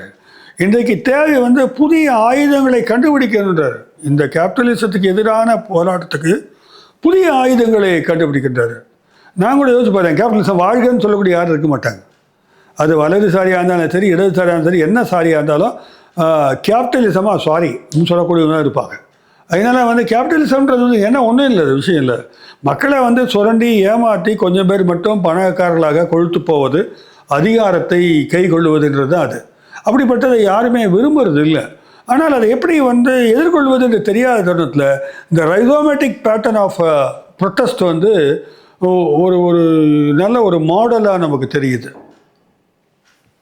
இவை பற்றிகள்லாம் பேசும்போது இன்னும் 2 முக்கியமான விஷயங்களை நான் சொல்ல விரும்புகிறேன். ஒன்று பாடி வித்தவுட் ஆர்கன்ஸ்னு ஒரு கான்செப்ட் சொல்கிறார், உடல் உருப்பற்ற பாடி. இன்னொன்று டெரிட்டோரியலைசேஷன், டீடெரிட்டோரியலைஸ் பண்ணுறது, ரீடெரிட்டோரியலைஸ் ஆங்கிலத்தை சொல்கிறார். பார்க்கறது கஷ்டமாக இருக்கல, வேறு ஒன்றும் இல்லை. ஒரு எல்லைக்கு உட்பட்டு அடக்குவது. பாடி வித்தவுட் ஆர்கன்ஸ்னாக்க உறுப்பு இல்லாத பாடி. அது அந்த உறுப்பு இல்லாத பாடின்னு சொன்னால் இவர் பாடின்னு சொல்கிறதே ஒட்டுமொத்த ஒரு வாழ்க்கை களத்தை குறிப்பிடறதை நம்ம பார்க்குறோம். ஒரு தனி நபர் இருக்கிறாருன்னா அவருக்கு உறுப்புகளாக கை கால்கள் மட்டுமல்ல, சமூகத்தால் வழங்கப்பட்ட பல்வேறு விதமான பணிகள், அடையாளங்கள் இதெல்லாம் இருக்குது அவங்களுக்கு. ஒரு ஒரு ஒரு ஒரு மாணவன்ற ரோல் ப்ளே பண்ண வேண்டியிருக்கு, இல்லைனாக்க வீட்டில் மகன் என்ற ரோலை ப்ளே பண்ண வேண்டியிருக்கு, தொழிலாளி என்ற ஒரு ரோல் ப்ளே பண்ண வேண்டியது. இப்படி பல்வேறு விதமான ரோல்ஸ் ப்ளே பண்ணுறதை அவர் உறுப்புகள்னு சொல்கிறார். இல்லை ஒரு ஜாதின்றதும் வந்துடும், உங்களுக்கு அடையாளன்றதும் வந்துடும். பெண்கள், ஆண்கள், ஜாதி, ஜெண்டர், இப்படி பல்வேறு விதமான உறுப்புகளோடு தான் நம்ம வந்து அடையாளப்படுத்திக்கிட்டு இருக்கோம். இந்த அத்தனை உறுப்புகளையும் வந்து நீங்கள் வந்து தொலைச்சிட்டிங்கன்னு வச்சுக்கோங்க, உறுப்புகளற்ற பாடி ஆகிடும். இது கிட்டத்தட்ட வந்து ஞானத்தில் பேசுகிற விஷயந்தான் இது. எல்லா வித அடையாளங்களையும் தொலைத்து விட்டு ஒன்றும் இல்லாதவனாக இருக்கின்ற ஒரு நிலையில் இருக்கும்போது இந்த மாதிரி ஆளோட பார்க்கும்போது உறுப்புகள் உள்ளவர்கள் வந்து எதிர்ப்பாங்க. கண்டிப்பாக அந்த சமுதாயம் வந்து இவருக்கு எதிராகத்தான் இருக்கும். உறுப்புகளற்ற ஒரு மனிதனால் வந்து உறுப்பு கொண்ட இந்த சமுதாயத்தினுடைய அந்த தீமைகளை பார்த்தோன்னே வெகுண்ட தோழலாம், இல்லைனாக்கா அவங்க வந்து இவரை வந்து அட்டாக் பண்ணலாம். அப்போ அந்த டிசைன்றது கூட ஒரு விதமான உறுப்பு. டிசைரை ஒழிச்சிட்டோன்னாக்கா அது எல்லாமே உடஞ்சி போகலாம். அப்போ வந்து இந்த ஒழுங்குபடுத்தப்பட்ட உடலாக அது இருக்காது. அந்த ஆள் வந்து ஒழுங்குபடுத்தப்பட்ட ஒரு வாழ்க்கை பொருள் இருக்கின்ற அவசியம் இல்லை. இந்த சமுதாயத்தினுடைய வட்டத்துக்கு வெளியில் தான் இருக்கிற ஒரு சூழல் அங்கே ஏற்படுது. இந்த கட்டாயமான ஒழுங்கமைக்கப்பட்ட அதை வந்து இந்த உடல் வந்து உடைக்குது. எப்படிலாம் யோசிக்கிறான் பாருங்கள். நம்மளை வந்து இந்த உடலை கூட நம்ம சிந்தனைகளை, உடலை, வாழ்க்கை முறையை வந்து எல்லாமே சிஸ்டமேட்டைஸ் பண்ணி வச்சுருக்கிறத வந்து இந்த சுதந்திரமான உடலானது உடைத்து விடுகிறது அப்படின்னு சொல்கிறார். அப்படி ஒரு சுதந்திரம் வரும்போது தான் வாழ்க்கையில் வந்து உண்மையான ஒரு அறிவானது சாத்தியப்பாடு ஆகிறது.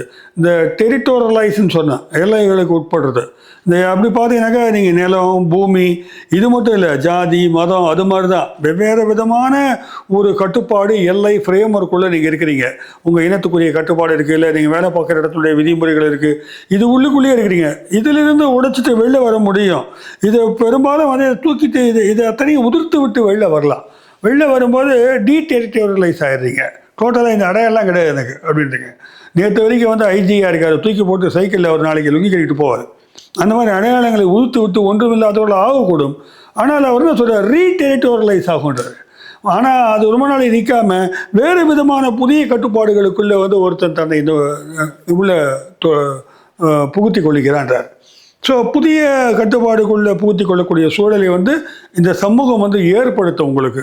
அப்போது இந்த மாதிரியான ஒரு பிரச்சனைகளுக்குள்ளே தான் வந்து மனிதர்களுடைய வாழ்க்கையானது வந்து உருண்டோடி கொண்டிருக்கிறது. நம்ம வாழ்க்கை அப்படி தான் இருக்குது. ஏதோ விதிகளுக்குள்ளே வரும், இந்த விதியை கழட்டி விட்டால் இன்னொரு விதி வருது. இப்படி நம்ம சுதந்திரமாக இருக்கிறோமான்றது வந்து கேள்விக்குறியாக தான் இருக்குது. இப்போ போஸ்ட் மாடர்ன் திங்கிங்கில் வந்து இது அத்தனையும் உடைக்கிறதுன்றது வந்து எப்படின்னாக்கா அந்த டிஃபரன்ஸ் மூலமாக தான் மாறுதல்கள் உண்டாகிட்டே இருக்குது. அதை அங்கீகரித்து அதனுடனே பயணிப்பது என்பது தான் அவருடைய விளக்கமாக இங்கே இருக்குது. ஓகே, இங்கே அடுத்து எழுதின புக்கு தான் வாட் இஸ் ஃபிலாசபின்னு. நம்ம முன்னுரையிலேயே இதை பற்றி சொல்லியிருக்கிறோம். வாட் இஸ் ஃபிலாசபின்னு அவங்கள பொறுத்த வரைக்கும் சமூக மாற்றத்துக்கான கருவிதான் தத்துவம் என்பதை அவர்கள் வந்து மறைமுகமாக சொல்லிகிட்டே போகிறாங்க, நேரடியாகவும் சொல்கிறாங்க. ஆனால் அந்த மாற்றத்தை எப்படி உண்டாக்குறதுன்றதுல தான் வந்து அவர்களுடைய போக்கானது வந்து மற்றவர்களிலிருந்து மாறுபடுகிறது. டிஃபரன்ஸை வந்து நீங்கள் வந்து அக்செப்ட் பண்ணுங்கன்றாங்க, டிஃபரன்ஸை க்ரியேட் பண்ணுங்கன்னு சொல்கிறாங்க. ஒட்டுமொத்தமாக ஒன் டைமென்ஷனில் இருக்காதீங்க, ஒரே அடையாளத்தோடு இணைந்திருப்பது அல்லன்னு சொல்லியிருக்கிறாங்க. அப்போ வாட் இஸ் ஃபிலாசபி இந்த கான்டெக்ட்லன்னு கேட்டாக்க முதல்ல சொல்கிறது மாதிரி தான் கிரியேஷன் ஆஃப் நியூ கான்செப்ட், புதிய கருத்தாக்கங்களை உருவாக்குவது. பிளேட்டோ, சாக்ரட்டிஸ் பீரியடில் கான்செப்ட்னாக்க ரைட் டெஃபனேஷன் அர்த்தம், சரியான வரையறைன்னு அர்த்தம். ஆனால் இவங்க என்ன சொல்கிறாங்க, வரையறுக்கப்பட்டதல்ல இவங்க சொல்கிற கான்செப்ட், காலத்துக்கும் சமூக நெருக்கடிகளுக்கும் ஏற்ப மாறக்கூடிய கான்செப்டை கண்டுபிடிக்கிறது. அப்போது ஒரு பர்மனண்ட்டான கான்செப்ட் வந்து இருக்க முடியாது. ஏனென்றால் முதலாளியும் புதுசு புதுசாக கான்செப்டை கண்டுபிடிச்சிட்டே போகுது. அந்த கான்செப்டை நீங்கள் எதிர்கொண்டு தோற்கடிக்க வேண்டும் என்றால் நீங்களும் புதிய புதிய அவதாரங்களை எடுக்க வேண்டிய கட்டாயம் இருக்குது. அப்போ அது வந்து பிரச்சனைகள் தான் வந்து தீர்மானிக்கிறது இந்த கான்செப்டுடைய தன்மைன்னு சொல்கிறாங்க. அப்போ ஃபிலாசபர் யாருனாக்க இந்த கான்செப்டுகளை உருவாக்குறவன் தான் ஃபிலாசபர். அப்போ சமூகத்துடைய அந்த சூழலை வந்து அவதானித்து அதில் இருக்கக்கூடிய உரிமைகள் பறிக்கின்ற பிரச்சனைகளை, மனித சுதந்திரத்துக்கு எதிரான பிரச்சனைகளை, மனிதர்களை வந்து அதிகாரத்திற்கு கீழே அடக்குமுறை செய்கின்ற பிரச்சனைகளை, மனிதர்களை மொத்தமாக சுரண்டக்கூடிய ஒரு அமைப்பை எப்படி எதிர்கொள்வது சாதாரண மனிதர் அப்படி என்றால் அதற்கு கருத்தியல் பரப்பில் எம்மாதிரியான டூல்ஸ் தேவைப்படுது அப்படின்னு அதை கிரியேட் பண்ணுறவன் தான் ஃபிலாசபர். ஃபிலாசபர் வந்து உடனே வந்து கண்ணை மூடிக்கிட்டு மெடிடேட் பண்ணிட்டு ஆன்மீக தளத்துக்கு கொண்டு போய் விடுறவன் இல்லை. அவனுக்கு டைரெக்டாக அந்த பிரச்சனையை சால்வ் பண்ணுறதுக்கான அந்த சூழலுக்கான விளக்கங்களை கொடுத்து புதிய ஒரு அணுகுமுறையை கற்றுக் கொடுக்குறவன். ஆனால் இவன் கொடுக்குற அணுகுமுறையில் ஜாதி அடையாளம் கிடையாது, மத அடையாளம் கிடையாது, தேச அடையாளம் கிடையாது. மனிதன் ஒரு இயல்பான மனிதனாக மட்டுமே முன்னிறுத்து அவர்கள் பேசுகிறார்கள். இது அத்தனையும் விட்டுட்டு வர முடியுமா சொல்லுங்கள்? அதெல்லாம் விட்டாதான் அவங்க பிரச்சனை சால்வ் ஆகும்னு சொல்கிறாங்க. அதுதான் அந்த ரைசோமேட்டிக் அஜிடேஷன். ரைசோமேட்டிக் நம்ம சொன்னோம் இல்லைங்களா, ஒரு வேர்த்தண்டு, அதாவது ஒரு சல்லி வேர்கள் மாதிரி ஒரு பரவிய ஒரு ஒரு இயக்கங்களை முன்னெடுப்பது என்பது இவங்க முன்வைக்கிறாங்க இந்த விதத்தில். மற்றொன்று, தத்துவம் என்பது ஒரு ஆய்வு கூடம் மாதிரி. இந்த தத்துவ வரலாறு என்பது அருங்காட்சியகம் மாதிரி. ஸோ இந்த வரலாறெல்லாம் படிச்சுலாம் ஒன்றும் ஆக போதில்லை, ஆய்வு கூடத்தில் வேலை பார்க்கணும். அது ரொம்ப முக்கியமான ஒரு விஷயமாக அவங்க பார்க்குறாங்க. ஏன்னா இது வழிபடுவதற்காக தத்துவ அறிஞர்கள் அல்ல. அவங்க படத்தை மாற்றி வச்சு அவங்களோட கும்பிட்றதுக்காக இல்லை. அவங்கள கிரிட்டிக்கலாக என்கொயர் பண்ணுங்க, அவங்களோட விவாதம் செய்யுங்கள், அவர்களோடு ஒரு சோதனை செய்து பாருங்கன்றாங்க. அந்த தரவுகளை வச்சு பரிசோதனை பண்ணி பாருங்க, ப்ராக்டிக்கலாக அப்ளை பண்ணி பாருங்கன்றது தான் அங்கே விஷயமாகுது. அப்போ ஃபிலாசபர் என்பவர் யாருன்னு கேட்டாக்க, மூடத்தனத்தை உடைக்கக்கூடிய கான்செப்டை கொடுக்குறவங்க, மனித குலத்தினுடைய விடுதலைக்காக அவ்வப்போது ஒரு பர்மனண்ட்டான தியரியாக ஃப்ரேம் பண்ணி கொடுக்காம அந்தந்த சூழலுக்கு ஏற்ற கான்செப்ட்ஸை கொடுக்குறவன் தான் ஃபிலாசபர். அப்போ மொத்தமாக இந்த முதலாளியத்துவனுடைய சிந்தனைகளுடைய அடக்குமுறை, இன்றைக்கி அந்த அடக்குமுறைகளை நிறைய பார்க்குறோம். நம்ம நெட்டு மூலமாக ஏராளமான விலங்குகள் பூட்டப்பட்டு விட்டன, ஆசைகள் உருவாக்கப்பட்டு விட்டன, மனிதர்களையே அவங்க டிசையர்ஸே ஷேப் பண்ணுறாங்க. இந்த டிசைரிங் மிஷின்னு சொல்கிறார். இந்த மிஷினையே அவன் அல்காரிதம் ப்ரோக்ராம் பண்ணி நீ இப்படி தான் இருக்கணும்னு முடிவு பண்ணிட்டான். உங்கள் டேஸ்ட்லேருந்து, உங்கள் சிந்தனைகளிலிருந்து, நீங்கள் வாக்களிக்கிற முறை வரைக்கும் எல்லாவற்றையும் இந்த முதலாளித்துவ தீர்மானித்து வருகிறது போது மனிதனுடைய சுதந்திரம் என்பது என்ன என்ற கேள்விக்கு இருத்தலியல்வாதிகளிலிருந்து புறப்பட்டவர்கள் வேறு பதிலுக்கு வராங்க. அதுதான் இந்த புது புரிதல்களை உருவாக்கின்ற அந்த கூர்மையான ஒரு அறிவு தான். அதற்கு முதல்ல detach yourself from all ஐடென்டிட்டிஸ்ன்றதான் ஒரு முக்கியமான விஷயமா இருக்குது. இன்னும் கூடுதலாக நிறைய தரவுகளை பேசுகிறாங்க. இந்த 3 புத்தகங்களை வைத்து உங்களுக்கு நான் ஓரளவிற்கு அவருடைய கருத்தாக்கங்களை மிகச் சுருக்கமாக சொல்லியிருக்கிறேன். அதுவே 1 மணி நேரத்துக்கு மேலே போயிடுச்சு. நிச்சயமாக இதை பற்றி பேச வேண்டும் என்றால் நமக்கு ஒரு 6-7 மணி நேரம் இருந்தாக்க பேசலாம். உரையாடல்கள் மூலமாகத்தான் புரிந்து கொள்வதும் கூட சாத்தியமாகும். கண்டிப்பாக ஆர்வமுள்ள தோழர்கள் இது பற்றி படிப்பாக நினைக்கிறேன். இன்ஃபேக்ட் வரக்கூடிய அந்த பிப்ரவரி கிளாஸில் கூட இதெல்லாம் குறித்து விரிவாக பேசுவதாக திட்டமிட்டிருக்கிறோம். சந்திப்போம். வணக்கம்.